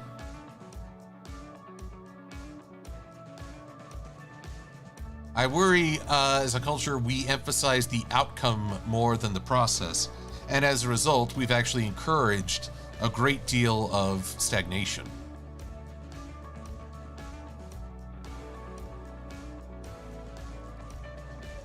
So, let's see.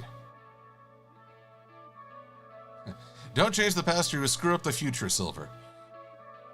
Well, I guess that's the funny thing.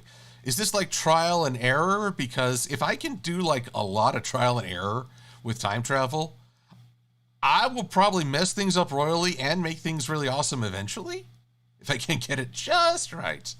Or I might destroy the universe. So, you know, it could be 50-50.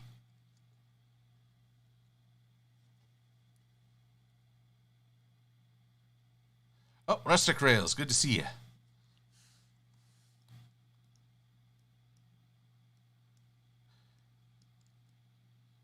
Let's see here. Rustic, I'm afraid when you rewatch the stream, you'll see a hard lesson in saving. That sometimes even when you're in the process of saving, your computer may betray you. But then it's a question of how do you deal with this betrayal? And the truth is, you find a way. Oh my gosh, the music has stopped. Did I go through all my songs? Egads.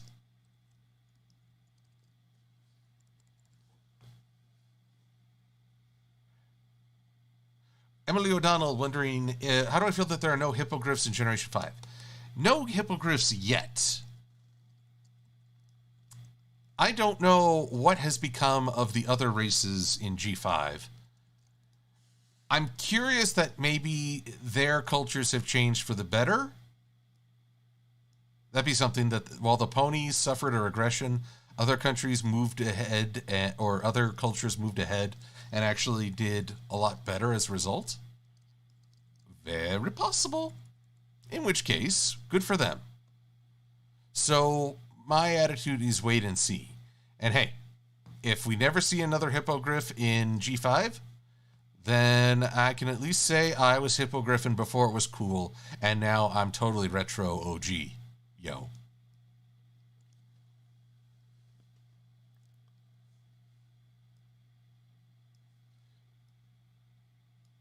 Now, Inquisitor 751 on the history thing.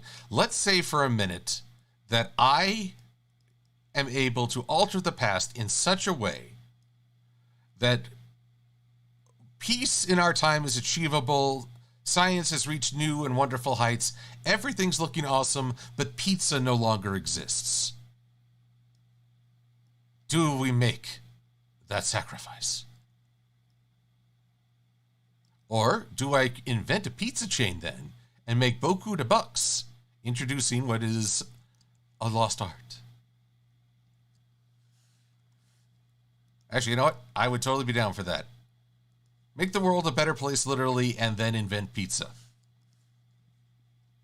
Because then I've just taken an awesome world and made it awesomer.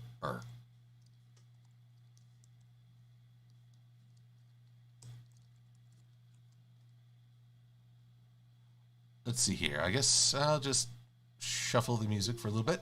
We're coming up on the end. It's certainly been an interesting stream, has it not?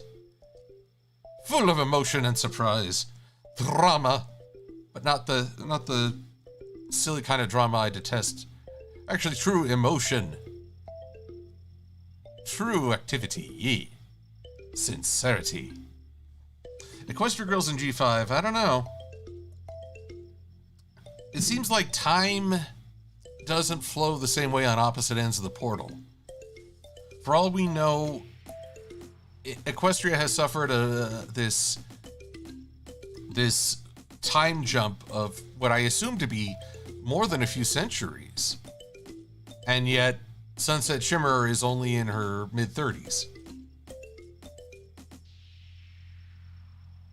Oh no! Drinking buddy, Chris can't come to Ciderfest? Ah, I was looking forward to seeing her. Well then, I shall have to give her my best and just say I will see you another time. Hope for the future.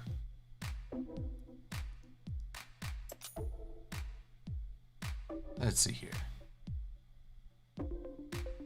This looks to be a pony bowing. Which, hey, that would come in very handy for when bowing to, say, Twilight Sparkle. Oh, good night, Jude. Have a good one. War Spartan, I have not had a chance to watch Felicity's Among Us. So that'll just be something else on the to-watch pile. Honestly, I really should utilize YouTube's watch later function.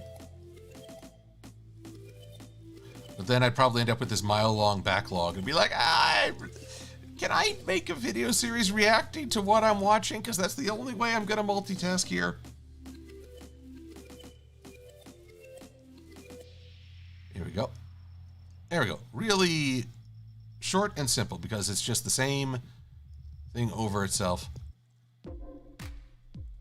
And maybe also vector the curve of this back leg. I find it so interesting that the hooves are so rounded at the front, but then on this back leg, it's almost a pointy, like a toe. Which, granted, Sweetie Bloom has described that the way a horse's leg is set up, it is basically standing on your toes all the time.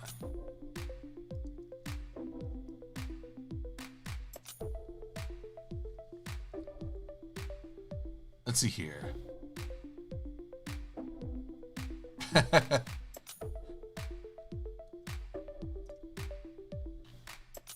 Triner, I don't think you'd be able to abduct me to watch the whole of The Good Place and still have me in time for panels. What a quandary. Am I right? Now, Michael wondering, is Sunny a descendant of Sunset Shimmer? That would be interesting. But that would be dependent on Sunset coming back to Equestria. And to be honest, I think she's happier in the human realm. Even if she does miss the hooves.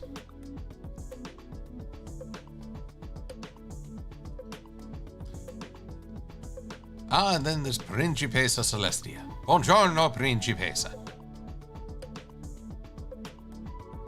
Although, I especially love the expressions on all the ponies over here. I think in this case, I'm just gonna get Celestia's raised for...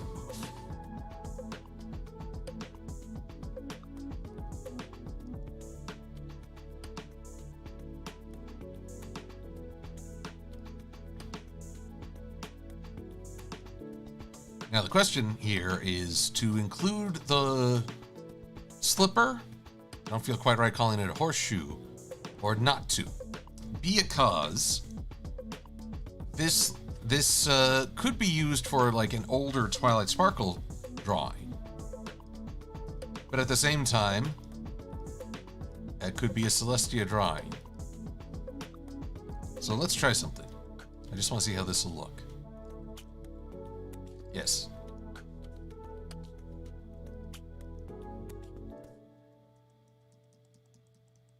Don't worry, this is all intentional. I totally know what I'm doing. Wink, wink.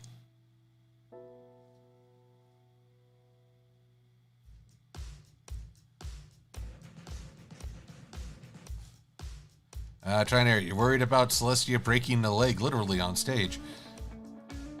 How do I put it? I don't worry too much about the anatomy in MLP. Granted, I'll notice if something looks really off for a long time, but like we've seen ponies crawling on knees they don't have.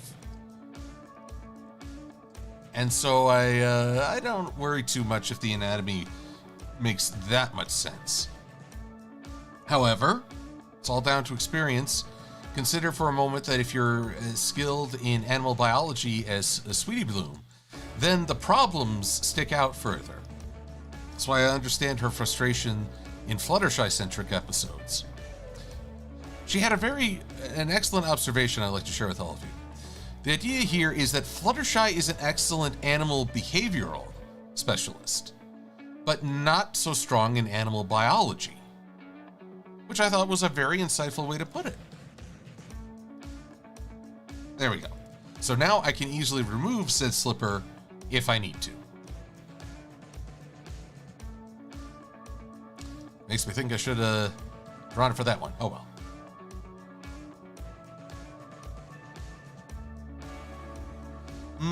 Blue Griffin, I've been wrestling with the idea of G5 because I can't duplicate that look. It's an excellent 3G rendering. a testament to how far the technology has progressed, but it wouldn't work quite for me. I'm thinking of modifying some of these G4 vectors to create an approximation. I've put so much time and energy into making these, I see no reason to suddenly abandon them when there are other options. Behaviorists, Trinary corrects me, yes. Animal behaviorist. And Mr. Stephen Wolf, what do I think of Hitch? I like him. I like he seems to be a positive, and he actually appreciates what a sheriff can be for a community. He's a little full of himself, but sometimes I think that's also a bit like Rainbow Dash trying to live up to his own ideal. So kind of live up to the hype.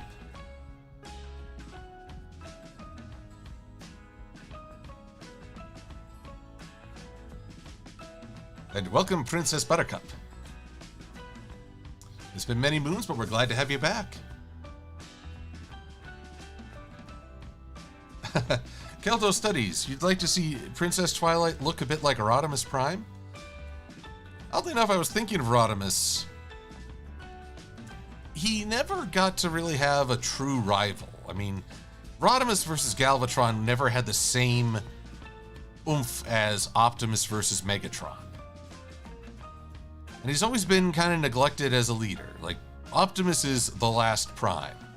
Why not make Rodimus the herald of the new age? You know, Prime sees things through, and then Rodimus gets a chance to build. I don't know why Transformers... Well, actually, I do know why. They made such a mess of it in G1 that Rodimus is still resented by a great many fans.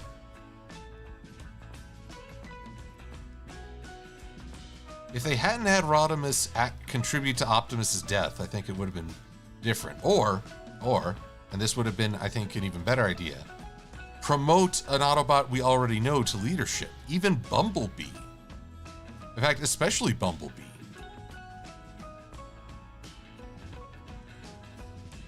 Though what would we call him? Can't do Bumblebee Prime or Bumble Max Prime or anything like that. No.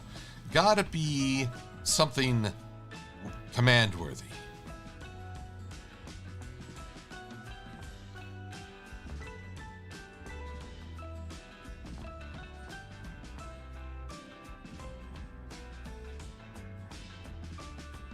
Oh, hello, Lita. Well, I'm just doing a little vectoring, but I'm about to wrap it up soon because, well, I'm gonna get some dinner and then kick my feet up for a minute. Let this stream get processed by YouTube and Twitch so I can then take the screenshot of my lost Pitchy and recreate it with less of a to-do than its original drawing. Because again, we adapt as best we can. I'm also going on at length about how Bumblebee should become a Prime. Although, let's see here. What Prime names are there? Optimus, Rodimus, Sentinel, Longarm Prime. That one was Omega Prime.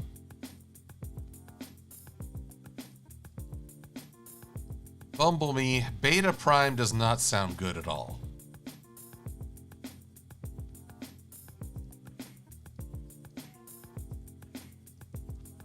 But anyway, it's just like introducing Rodimus was a clumsy move.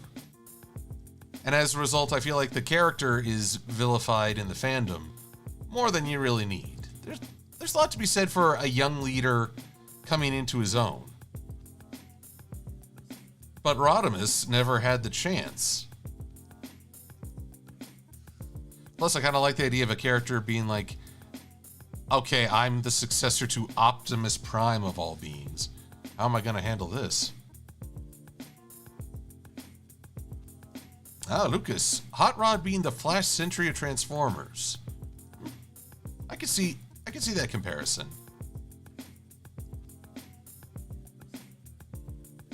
I guess the big difference I would see is that I would argue is that we spent some time with Hot Rod so that he has a bit more of character development than Flash. Flash, unfortunately, was often relegated to the sidelines.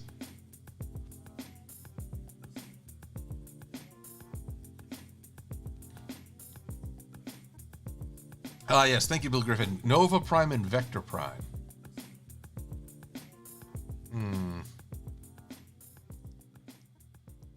Let's see, Bumblebee's more of a... He's often read as a scout. Seer Prime? Discovery Prime? Something involving insight or searching. Ah, well.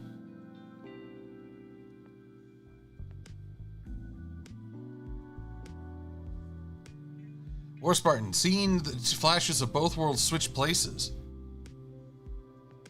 I don't know, given that Human Flash has really expressed an interest in Sunset now, I'm not so sure. I mean, it's very possible that Twilight, his time with Twilight is not as much a thing anymore.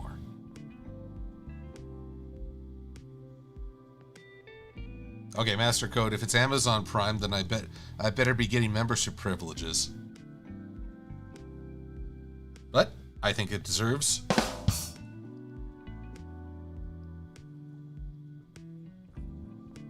Alrighty. Oh, Lane, you're gonna sign off? Have a good night. And you know, everyone, I think it's about time to call it good. I have been saving this quite regularly, and it has saved. I'm trying to ponder why the other had such trouble, and I think I know why. I have a server that I keep as sort of an archive of everything I work on.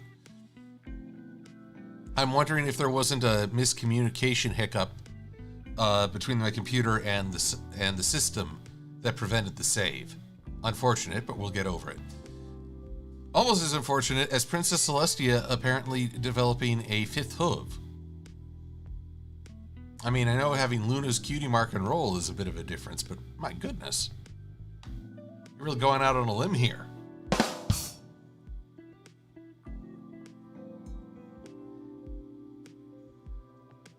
Anyway, with that, I will wish you all a wonderful evening and an equally wonderful weekend. My hope is that I'll get to see some of you at Ponyville Cider Fest next week. Sadly, I won't be able to stream then. But I will be back. I will redraw that bird, and at this time I'll make sure the save sticks. So everyone, have a wonderful time, and just know I wish you all the best. Meantime, be safe and be well. I'm Silver-Quill. Thanks for watching.